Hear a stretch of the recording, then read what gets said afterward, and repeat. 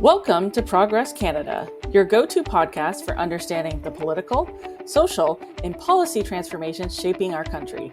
I'm your host, Teresa Lubowitz. Today we're joined by Colin DeMello. He's the Queen's Park Bureau Chief for Global News, the host of Focus Ontario, and the president of the Queen's Park Press Gallery. In this episode, Colin takes us inside the role journalists play in holding governments to account, and helps pull back the curtain on one of the most important democratic institutions in Ontario, the Queen's Park Press Gallery. Thanks for joining me, Colin. My pleasure. Thanks for having me. Wonderful. So before we really get into things, maybe you can talk a little bit about the Press Gallery. So journalists at Queen's Park, they make up what's called the Queen's Park Press Gallery, and they play a really important role in our provincial democracy. Can you talk about what it is that the Press Gallery is, and what do journalists like yourself do as part of that gallery?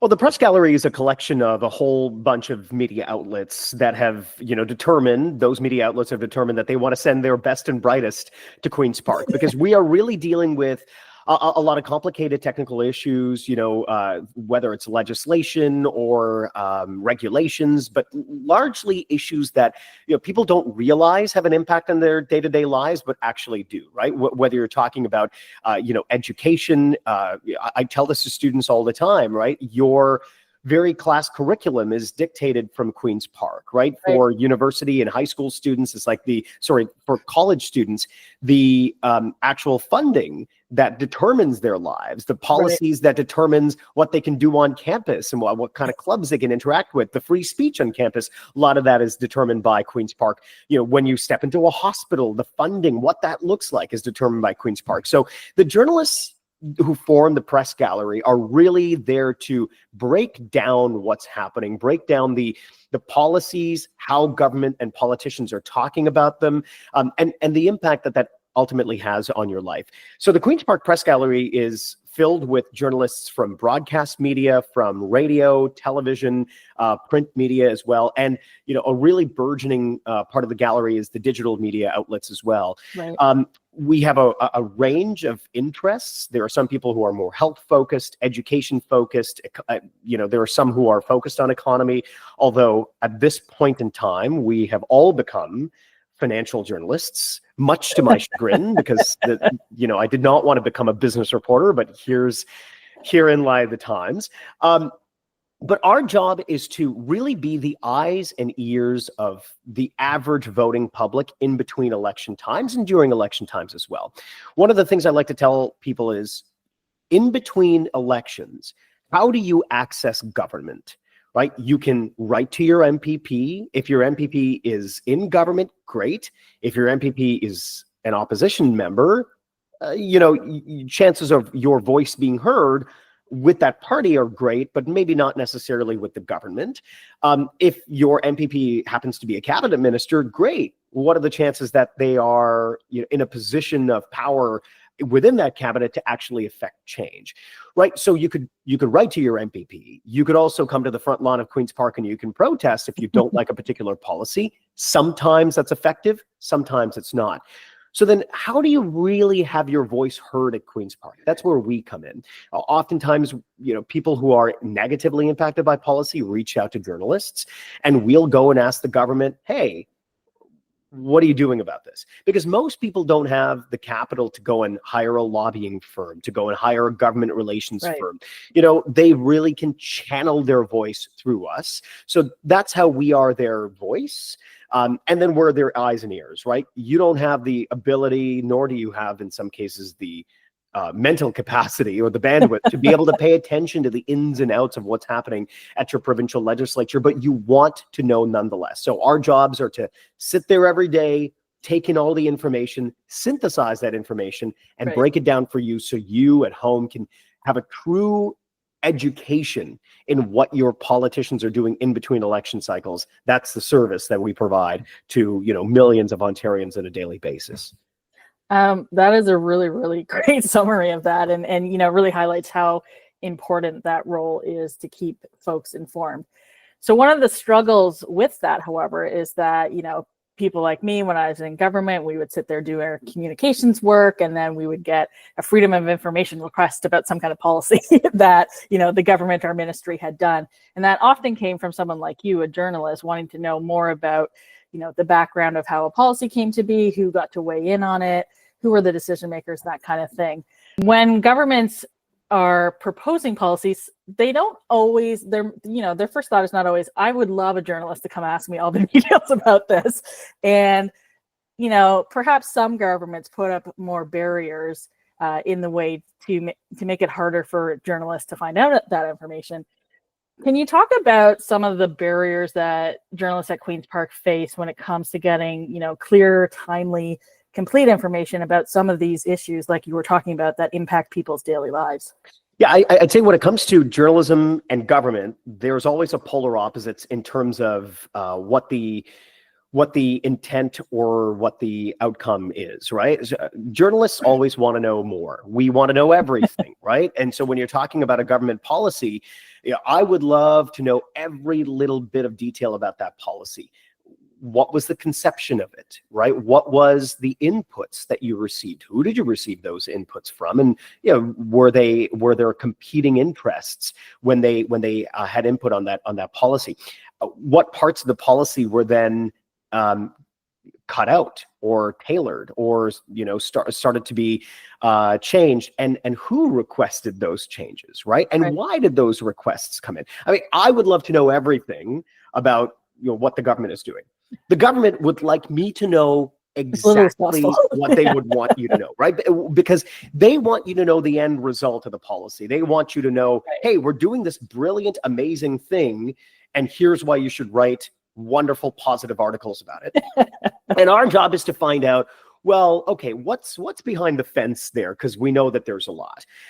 So, first and foremost, governments won't tell you anything about the policy, right? You have to actively go and seek out that information. There's one way of seeking that out: asking the politician. What are they going to tell us? Well, they're going to give you the political spin. They're going to give you, their version of the events, which was a very distilled, partisan, and put through their lens in terms of why this information is important for people at home. So then we have a number of tools, right? One of them is the Freedom of Information Act, where we can go and ask for a whole host of information. And even there, I think when you're filing a Freedom of Information Act request, and what you get back is the most evident, or really that tells you acutely how the government is trying to keep information away from you, because a lot of that information that comes back is all blacked out for a variety of reasons, right? This would harm the province's economic interests, as if, right? There's a whole host of reasons, and not a lot of them have to do with privacy of an individual, as an example. So the government will try to do everything it can possibly do to keep that information away from you, because they know that they only want the final product going out there, and they don't often want, the parts that ended up on the editing floor. They don't want those parts necessarily being aired out in public. I can understand why. From our perspective, though, it is healthier to the public discourse for people to understand all parts of that element and not just the end result or the end decision. Because I want to know, did the government consider A, B, and C, or did it only consider X, Y, and Z, right? We want to have a fulsome understanding of how the government came upon this decision. And oftentimes, I can give you a few examples. Oftentimes, there is the spin is designed to promote the government policy and not give you the full truth of that policy. So as an example, in 2018, the former Minister of Children and, what was it? The Ministry of Children? I was going to say, they change the ministry name so often. It's hard to keep track. So in 2018, youth and something. Yeah. So in 2018, the Minister of Social Services essentially was talking about how they were going to increase ODSP and Ontario Works rates. Right. And they said that they were going to increase it. And everyone was like, oh, wow, okay. This is odd for a conservative government to look at increasing ODSP rates. Well, then it turns out that actually the rates were supposed to increase to something in the neighborhood of 3%. but they were only increasing it to 1.5%. Right. So if you only went by the news release and the news release alone, it would have looked like an increase, when in fact, it was a decrease compared to what the government had already proposed. So that's one of the reasons why we want to, look at every side of the story. I'll give you another great example. Cannabis legalization was about to come to pass in 2018. There were a lot of conversations about what that would look like. What would the regulations look like? Where could you smoke it? Where you couldn't smoke it? I'll never forget this news conference with the then Attorney General Yasser Naqvi, who had come out to say, look, we've made a decision in which we don't want people smoking pot in public. They can't smoke it outside. So where can you smoke it? Well, you can smoke it in the confines of your own house. But they added to this and they said, if you live in an apartment building, we don't want you to smoke pot on the balcony. And we said, well, that's such a strange thing. It's an outdoor space. Why not? And they said, well, because the fumes may waft up to the next floors and people might feel that, it's kind of invading their territory in the balcony upstairs. I said, okay, cool. So where can you smoke it? Inside your home. Okay, kind of an odd policy, but sure. And this is where journalism and the basic asking of questions to kind of poke at government policies to see if they're bulletproof really comes into play. And it shines in this example. So somebody raised their hand and said, so I can't smoke my pot. If I live in an apartment, I can't smoke pot outside on the balcony, but I can smoke it indoors, even if kids are present. Oof. And the minister's face just dropped, and the subsequent answer was filled with a lot of ums and ahs and reaching in real time for a response that would make sense because somebody hadn't thought about the obvious. It's so funny that you say that because, on my end of it, I was always a comms planner. I was not an issues manager, so I got to avoid these kind of situations. But on the issues management side, that's the sort of thing you have to think about when proposing a policy or writing the communications for a proposed policy. Right. Is what are the questions a journalist might ask about this, or, a regular person with any kind of common sense in this case. Well, and oftentimes that ends up becoming the problem, right? Where governments get so insulated from trying to protect their policies from the media that they often don't think about, well, are these policies bulletproof, or will they blow down like a house made out of straw if a journalist asks the right question? And we've seen that time and time again in which governments, they are so hell-bent on keeping those policies and the decision making around those policies away from the public eye that they often don't give it the most basic test, which is how will this hold up in a scrum with journalists, right? I always make the argument, why don't you just ask us throughout the process, right? Why don't you, if you were to kind of talk about the policy as the policy is being developed, you might end up making that policy stronger. One of the things we keep seeing in real time now is the bike lane policy, right? And we're seeing that bike lane policy even today really being shaped in real time. And as those questions are asked back and forth, the policy actually ends up being stronger, not weaker, because now the government is trying to wrap the policy or now they're trying to insulate the policy against what the public scrutiny is in real time. And so by doing all of that, you're going to be able to strengthen your policy. But to the question, governments will try at every turn to keep the media away from it as much as possible, because what they're looking to do is they're looking to present voters and taxpayers with a Christmas present, right? There's a lot of anticipation about a particular thing, and then you unwrap it and wow, you're excited. Sometimes what they get is, the kid who opens up the Christmas present on Christmas Day and says, this is not what I wanted. How'd you come up with this? And then the government has to figure out a way around it. So they will do everything in their power, if they could, to keep policy and the decision-making around that policy away from us. Right. So, I've never actually filed an FOI myself, and I've obviously not been on your side of the equation for these discussions. What does it look like when you are starting these types of investigations of, what actually went on here? How do you submit this information? What comes back to you? Like, we are in the digital age now. So I'm assuming, it's not a big stack of paper anymore that you get back and have to sift through. You see those legal shows where they dump them in Discovery and there's all these boxes of paper everywhere. It doesn't look like that. What does it look like when you're, figuring out this information that the government doesn't want you to have? Well, there's a couple of ways for us to be able to get that information. First, sourcing. Second, you might see it in some document somewhere that might raise a question, right? So there are some cases in which people will say specifically, go and, FOI this particular thing or this particular conversation because there is something there. I work with Isaac Colin at Global, who is a FOI guru. He knows exactly how to tailor those FOIs to get exactly what we're looking for.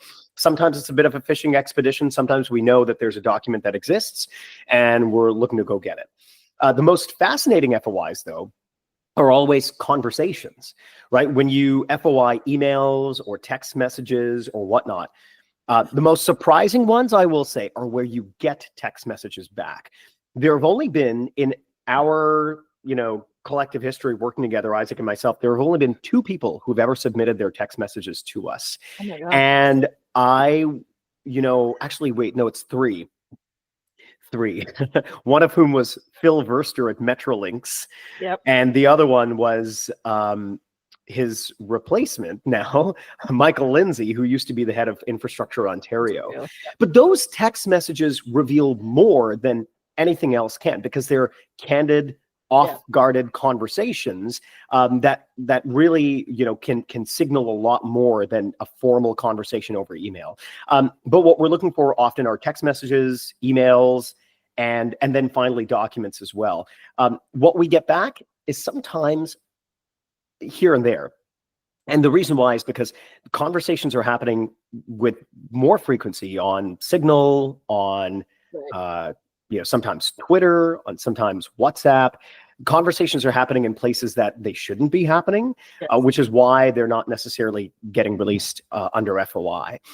Sometimes as we've shown, this government is also using Gmail, which should be subject to the FOI, but the government can't quite compel a staffer to go into their Gmail account to go fish out an email. Right. So there are a lot of issues with the FOI system in order for us to be able to get information. Oftentimes it's a protracted situation, right, in which you're dealing with a 30-day window for the government to respond, and then it can go back and forth. So it can take several months sometimes for your FOIs to come back. But the FOI process is one of those instrumental ways for us to legally get a lot of documentation from the government. And there are often times where they, for us, lead to huge stories because the civil service, as an example, will put that stuff into writing, and that is quite helpful for us. It's really interesting to me because in all the ministries I worked in, I was the person responsible for the office record keeping. I don't know why. It was always my job. No matter what job I had in the office, that ended up being my responsibility. And of course, when I got to government, this was post gas plant scandal. And, email was a very big part of that, record keeping, all that stuff being destroyed, et cetera, et cetera. So we had to go through all this training as staffers about how to actually store these records properly and how to determine what was actually a record that needed to be kept. And usually it was something around actual decision-making being made. It could be even just, changing something on a slide in a deck presented to a minister or something like that. But it was always down to decision-making, and you had to keep the records on both ends. So my thing was always, if we're doing decision making, it should either be in the room at the table, or it should be clearly in an email that I then save somewhere for someone to go dig up later. But it's wild to me that people sit here texting these decisions and doing it sometimes in really weird places. Like you mentioned Twitter, like that's insane to me to do governance that way. And yet I would argue, and I don't know if you would agree, that this improper use of these new tools is maybe worse now than it was before that entire scandal erupted in the first place. Oh, absolutely. I mean, look, the premier himself uses his cell phone all the time to text a whole range of people. I mean, we've heard during the pandemic, the premier spoke to, the heads of Walmart as an example, or the heads of, some of those big box companies. We know that the premier in 2022, as an example, when they had used legislation and the notwithstanding clause to impose a contract on QP and force those inside work, force the what are they? The education support workers to go back to work and impose a contract on them. The premier was facing a general strike from a number of unions, and somebody had called him and talked him down to the point where they rescinded the legislation the day after, right? We know that the premier has conversations even now with a whole bunch of people. He's getting phone calls from Howard Lutnick, as we know, the U.S. Secretary of Commerce. We have no access, no insight, no records related to the premier's personal devices. And this is the premier, right? We know that the premier's chief of staff uses Gmail to communicate, right? I don't know if they use GChat as an example to communicate, but they certainly use email to communicate. I know that there are staffers who might use Signal to communicate. So yes, since the gas plant scandal, where we didn't have all of these tools, the only thing we had at the point was BlackBerry Messenger, and maybe Twitter, but the DMs weren't really being used at that point. There were other ways to communicate, text messages for sure, but it wasn't as prevalent or pervasive as it is today. And I feel like there's generations of new staffers to come who that is their primary form of communication. And it really is incumbent on leaders, both from a legal standpoint, mind you, right? Because in every someone did go to jail in that previous instance. Well, and in every office, it is the manager in that office who is directly responsible for making sure that everyone is keeping their records and communicating in a way that adheres to the province's rules on record keeping. But if the premier's doing it, why would I do any different? Exactly. It really does start from the top. And the one thing you didn't mention as well is legislative emails. So when I worked at the Ontario Liberal Party office, I had no requirements under this legislation, but people would email me using emails that they should not have been using to email me about partisan stuff. And I would tell them, can you please stop doing that? Right. Even though, it would not impact me at all. So, those were the old days, to your point, where there was just BBM and these emails that people would use in their Gmails and stuff like that. And now it seems to have just gotten worse over time. The only exception I will actually make is party business versus government business, because there's a lot of, it is really difficult for somebody to hold two roles, right? One, you're kind of doing something for the party, but at the same time, you're doing something in government. And, most of us are busy. I do stuff personally during work time and work stuff during personal time. So I can understand that bleeds over from time to time. But what I think should be unacceptable to a lot of people is when, government business, official business that's being done on behalf of you is being done on Gmail, as an example, because that we don't then have access or insight into any of the decision making, because it's happening deliberately behind closed doors on a platform that even government can't access. And the only way to access it is through, the individual deciding that they're going to give that information up. There isn't anything to compel them, because what is the punishment if you choose to not adhere to any of the Record Keeping Act? What's the punishment? Nothing really. Right. I mean, it only relies on some kind of a policing agency or someone to charge and to investigate. And that's just not happening. Yeah.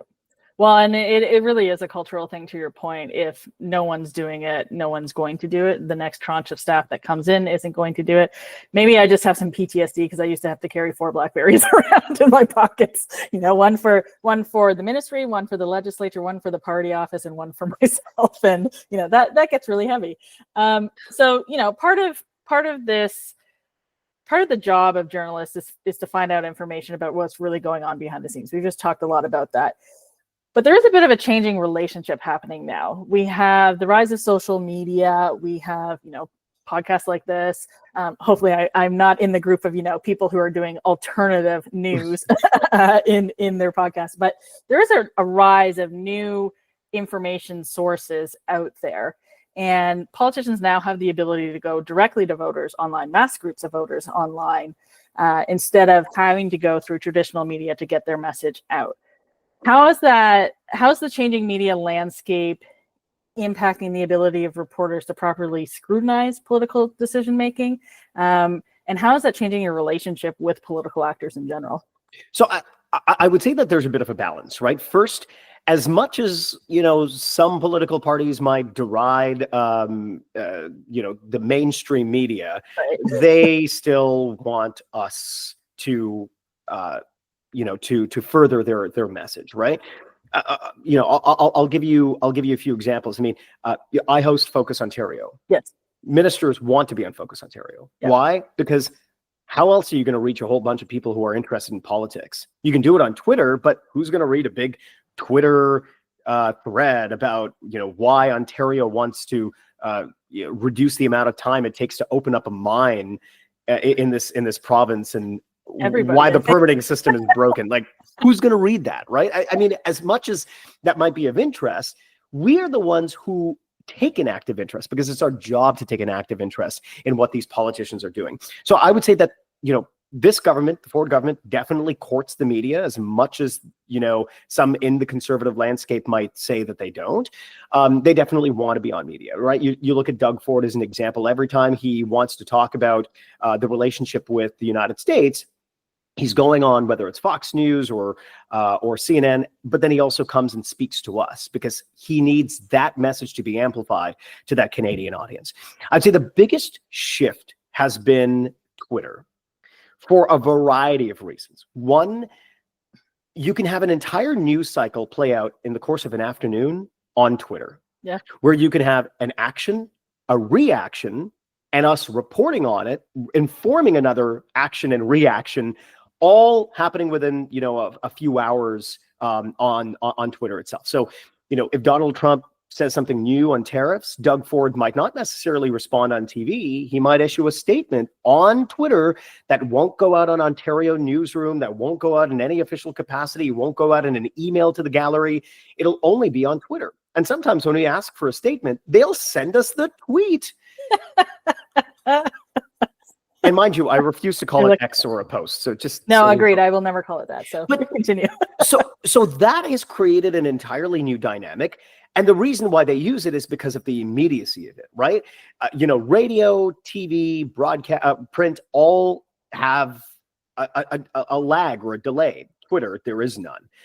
One of the things I'm mindful of is a lot of people have me on Twitter notifications. So I don't tweet a lot of, frankly, BS. I'll just focus strictly to what I do in my day job, keep people informed as much as I possibly can. But the reason why is because those very politicians are watching. I've been told by some politicians in the government that they sometimes find out moves that are happening in the government through social media, through journalists who are tweeting about it. Right. But one of the greatest things I think about Twitter is the open DMs, right? Yeah. I have been able to develop sources, very good sources, simply because they saw a tweet, were compelled to send me a message. In other cases, I've been able to have running conversations with politicians. I can get around the party apparatus. I can get around all of the press secretaries and all of that, the people who are there to put up a wall and protect their minister from us. I can get around all of that by just DMing them and saying, hey, what's going on, right? And sometimes they'll reciprocate and sometimes they won't. As an example, when I see an MPP doing something funny in the legislature, I'll message them. A, hey, we got eyes on you. And B, to also develop a relationship in a way that you wouldn't have been able to in the past, right? So there is a lot of positives, I think, to the way you just have to figure out how to harness it for yourself to be able to use it in a productive way to get to the destination you're looking to go. Do you think it's a little more disarming as well, and therefore helpful for developing that relationship? Because I'm thinking of if you went up to a politician who just got elected and said, hey, can I have your phone number so we can text about secret things? Probably not the same reaction as, oh, hey, I tweeted this thing and then they, sent me a little message back or vice versa. Well, yes and no. I mean, I would say that Twitter is not a replacement for that interpersonal relationship, right? For sure. So when I see a politician in the halls of Queen's Park, a couple of things, one, when there's a new, either a new government or a whole host of new MPPs, my job is to always go up to them, introduce myself, but not introduce myself as, hey, I'm Colin DeMello from Global News, but hey, I'm Colin. How's it going? whenever I see politicians in the hallway, I treat them like a human being. I don't ask them about like what their day jobs are. I don't pepper them with a question about policy. I'll ask them about themselves, right?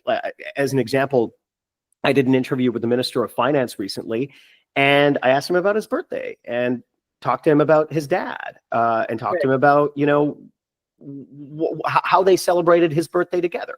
Right. And he was, you could see, visibly touched by it, because he didn't expect me to ask about something, so personal to him, right? And he's talked about the relationship with his father in the past publicly, but and so those interactions are disarming, because they expect you to come in hot, but you come in, lukewarm, and you kind of come in a little bit in a more friendly way. And the reason I do that is because I want them to know that they're talking to a human being and not a reporter all the time. Right. Once you kind of create that initial relationship, then you can kind of have a laugh on Twitter. You can DM them, and you can just kind of like joke around a little bit with them. And it actually works. So it's kind of like a running conversation that you're having both in person and in social media, but it helps further that relationship. Sometimes it ends in good things, and sometimes it doesn't. You gotta play the long game always. It's something I've been a little interested in, because again, like I said, I was a comms planner in government primarily. I was accidentally a press secretary several times. It was not my sort of default positioning that I enjoyed, but as a journalist, you do have to develop those relationships with staff and with politicians. And I've asked other folks this, like, do you think you can establish like real friendships with people that you perhaps professionally need a bit of an adversarial relationship with? So a couple of things on this. One, it is easy to assume that you can develop a lot of very good friendships. I operate under the assumption that nobody's my friend, right? We all have a role to play here, and we all have to be incredibly clear about that role, right? I might be friendly with a lot of people. We have a lot of conversations. We talk about our lives. We talk about, maybe not their hopes and dreams, but sometimes I talk to a lot of staff about their careers. Frankly, right. I've given, I've given career advice to some individuals. Just when they're looking to pick my brain about something, I'll say, maybe you want to think about this, or maybe you want to think about that. That's me just genuinely being a human, and being a person, and not necessarily always being a journalist. But we always have to remember that line still exists, and that there's people who are on the opposite side of that line, and our goals don't align. Right. And so I have learned in very practical ways that people who I may have thought the relationship could develop into a friendship often ends up actually being a transactional relationship that I just didn't realize was a purely transactional relationship on their side.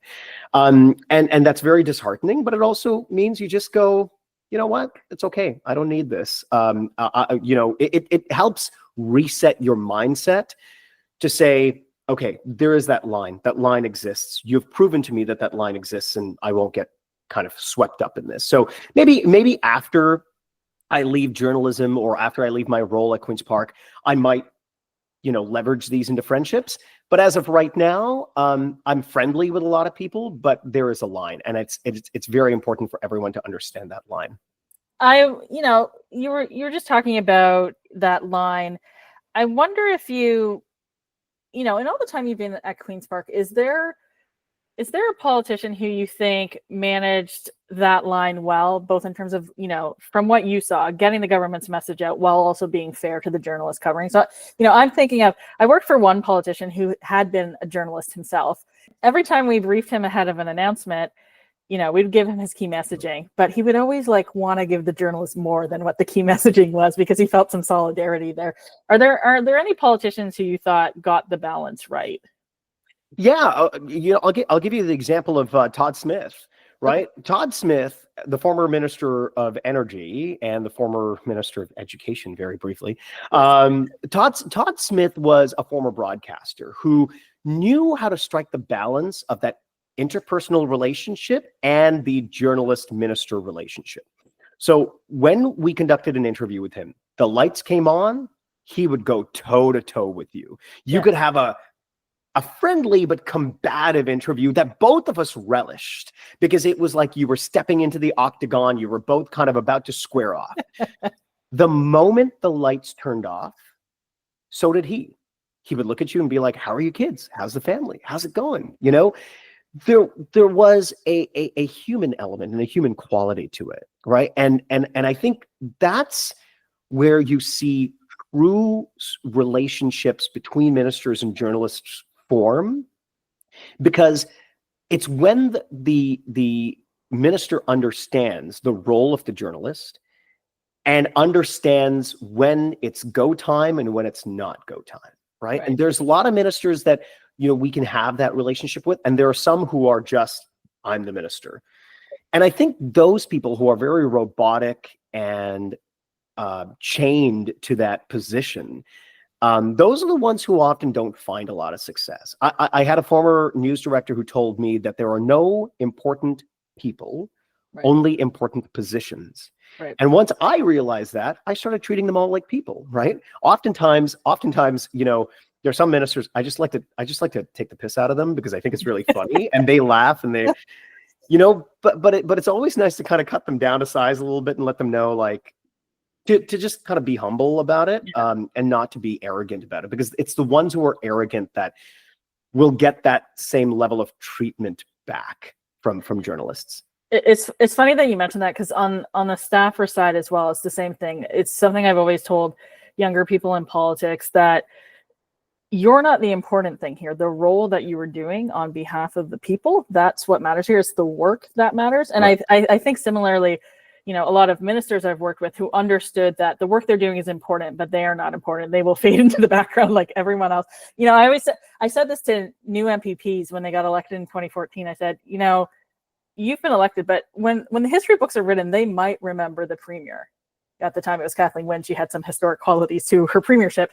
They might remember her. They're not going to remember any of the rest of us. So just do good work and then move on, you know. And there's nothing, there's nothing more humbling than that, right? But it's easy to get swept up in the you know, the essence of government, right? The which really then makes you think, oh, I am so important, and this importance is going to last forever, when really it's just a moment in time. Your star might be bright, but it will burn out just like everyone else's star did. And, you know, and politics is a really, you know, often awful beast, right? You will be popular one day and they'll want to boot you out the next. I say to people when we lost in 2018, there's nothing quite like being fired by an entire province. Yeah, I bet. You know, so I think one of the important conversations we're having about journalism in Canada, but also around the world right now, is shrinking resources for, you know, good news, good research being done to, you know, hold politicians to account, but also help people understand the issues that are going on around them. What impact do you think and I don't know if it's the case, you know, at Global or not, if you have felt that severely. I'm sure you felt it at least somewhat. But, you know, what is the impact of this kind of shrinking news environment, and how does that impact, you know, coverage of politics when there's fewer and fewer reporters like yourself being assigned to cover the political process? Yeah, well, listen, a lot of the bureaus at Queen's Park have been dramatically reduced in size, right? I used to work for CTV News. There was once upon a time when that CFTO bureau must have had about, I think, 4 reporters, another 3 or 4 camera people. It was a huge bureau, and they covered things for the local station, but then also provincial, and it was different reporters covering different things. You know, the number of bureaus that have 4 or more are 2 at Queen's Park. Wow. Right? Everyone else has maybe 2, and some of them have 1. And the reason of that is because, you know, these are shrinking organizations, right? Well, you know, once upon a time, our bureaus would always have maybe 2 reporters, maybe 2 camera people, or at least 1 camera people. Now it's 1 reporter, not even a camera person half the time. On any, so you're usually. I remember this at my time at Queen's Park, and that was already like 10 years ago. That we were moving towards the set up your camera and record yourself kind of journalism at that point. Yeah, I mean there is an element of that to be sure. I mean, so on any given day, on a really busy day, I might be doing everything from making phone calls, trying to suss out information, to attending a news conference with the premier, to writing that story, to then maybe conducting an interview and shooting it myself, to then writing my script, picking my clips, editing my story myself. And now a lot of this I choose to do because I like the creative control. It's a good exercise for me. I really enjoy it. And I'm good at kind of that type of multitasking. And I'm also very organized for work. For work is for work. For work. But that is a lot. That's a lot to do. So what's the end result of that? That means if there are 4 things the government is announcing, I can focus on one. I can't focus on all of them. I can only focus on one. And that becomes part of the issue that we see time and time again with a whole host of them, a whole host of the gallery media outlets, is that you can only pick a focus and you can't do everything. Our attention span is now much smaller than what we could have had if we had larger bureaus, right? Because on any given day, if the government is announcing, I'll give you an example.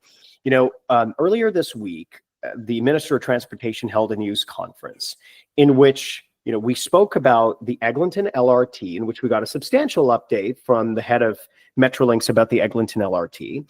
We spoke about bike lanes, and we spoke about the 401 tunnel.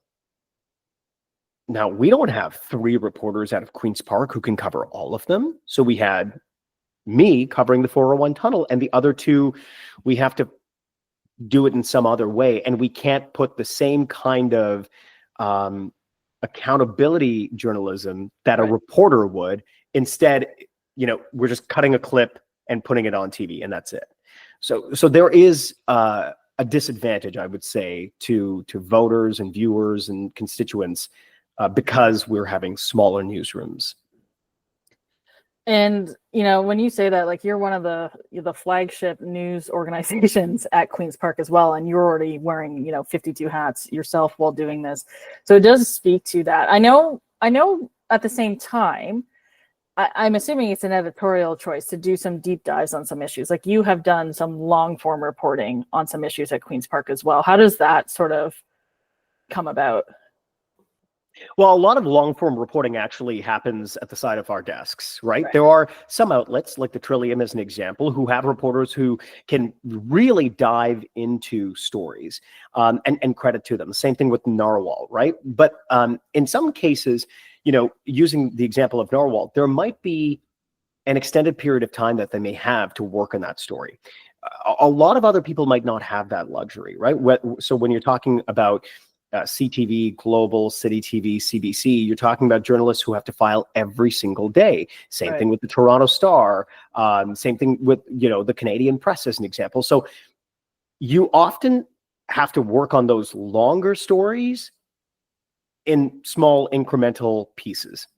You do an interview on Monday, you do an interview on Wednesday, another one on Friday, and you kind of then cobble it all together when you have the time. It is a rare luxury these days to get a full day. A full day is a luxury, right? let alone getting like a week to work on a story. That's unheard of.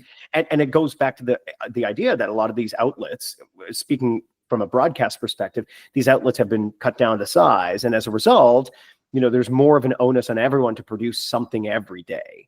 And so while I think our journalism is excellent, could it benefit from an additional couple of days? Sure. But also, when you're working with a small team, you end up being more nimble and focused and efficient. And that's definitely what we are with my team of 2, myself and Isaac Callan. And that ends up sometimes producing greater content, because instead of spending time just sitting there going, oh my gosh, okay, I've got a week to do this, I'm gonna do all of this on the last day.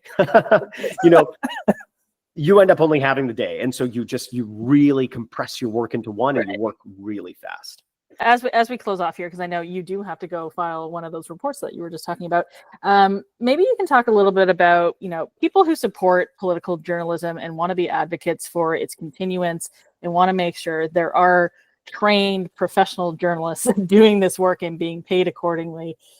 What can they do to support political journalism, whether it's at Queen's Park or anywhere else in Canada? Well, I mean, the base thing is to read what we do, right? I mean, don't just follow us on Twitter. When I post something on Twitter, click on the link, go into the story and actually read the story. Don't just base it off of, a tweet. I mean, I would say that, just within yourself, recognize the importance that political journalists play, right? Every single journalist I know at Queen's Park isn't just there because their station put them there. There is a deep-rooted passion within them, right? I often like to say that, journalism isn't just a byproduct of democracy or something outside of democracy looking in. No, journalism is a pillar of democracy. At Queen's Park, the Ontario legislature, as an example, gives every single journalistic outlet office space rent-free, right? And one of the reasons they do that is because the Legislative Assembly recognizes how instrumental we are in the building, right? We are a part of the fabric of the democracy that happens within that building. And so I think people should realize that political journalists are not here for an agenda. I could care less who's in government, because in my view, every government is capable of stupid policy and good policy, right? Our job is to take the policy, is to take the political rhetoric, and to really put it through an accountability lens. And so what you're reading is, and this might not be every day, because some stories are just, some stories are, here's what happened today. But other stories, like, as an example, the Premier's office spending more on itself than ever before. The government's debt and deficit larger than what Doug Ford had promised to do in 2018 when he was first elected, right? Us asking questions about the gas plant scandal, right? I mean, there are decisions that are made by government that require scrutiny, that require somebody to hold a mirror, hold a microscope up to it all and say, okay, is this what you intended to do, and why are you doing this? And we're not asking those questions on behalf of ourselves. We're asking those questions on behalf of voters, on behalf of constituents, on behalf of people who hold democracy near and dear to their hearts. So how can they support us? First of all, at bare minimum, look at political journalists differently. Don't look at us as if we are taking one side or not taking another side. Understand the difference between a political journalist and a columnist. Yes. Columnists are allowed to have opinions. That is their job. Journalists shouldn't have opinions. We do, of course we do, but our jobs are to take us where the questions and the answers take us, and to present that at home to you. Be smart about how we ask questions and the answers we get. During the pandemic, a lot of people watched what we did. They heard our questions and they heard the dodge, right? Understand that we're doing this on behalf of you. Of course, it's our job, it's our careers, it's what we love to do. But for a lot of political journalists, there's just a passion and a sense of duty that has brought everyone to Queen's Park, right? That's brought the civil servants, that's brought the politicians, that's brought those who work at the Legislative Assembly, and it's brought us, because we all believe that's what's happening in that room with 124 seats is important, and it impacts your lives. And I believe that you have a right to know all of this stuff. So my one request, in addition to reading and consuming our material when you get the chance to, is to just reframe how you think about political journalists, because what we do is in some way a service to you. And we take that responsibility at least I do, incredibly seriously. I don't think I can think of a better note to end on. Thank you so much for coming on, Colin. My pleasure. Thanks for having me. You've been listening to Progress Canada, presented by Lightbulb Narrative, a Canadian communications company specializing in content creation, narrative development, and strategic communications. Our music was composed by Elliot Middleton. If you enjoyed today's episode, please consider subscribing to access future episodes the moment they drop. Thanks for listening.